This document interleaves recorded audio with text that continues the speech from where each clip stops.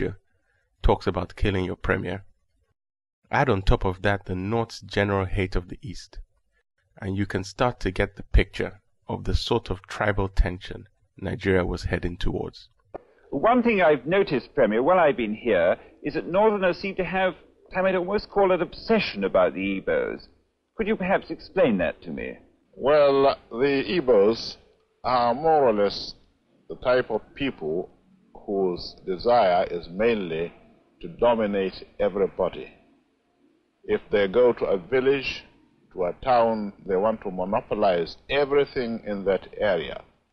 If you put them in a labor camp as a laborer, within a year they will try to emerge as headman of that camp, and so on. Well, in the past, our people were not alive to their responsibilities, because you can see from our northernization policy that in 1952, when I came here, there weren't 10 northerners in our civil service here.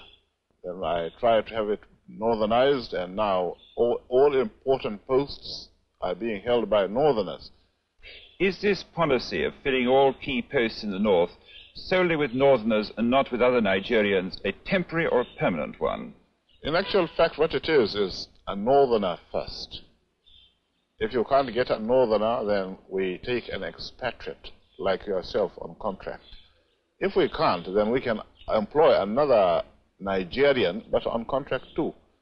This is going to be permanent, I should say, as far as I can foresee, because it will be rather dangerous to see the number of boys who are now turning from all our learning institutions, coming out with having no work to do.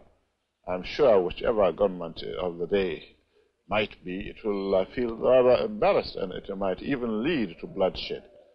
Doesn't this damage the idea, sir, of all people in all regions in Nigeria being fellow citizens of one country? Well, it might, but you are, new to our region, but how many northerners are employed in the east or in the west? The answer is no. And if there are, there may be 10 laborers employed only in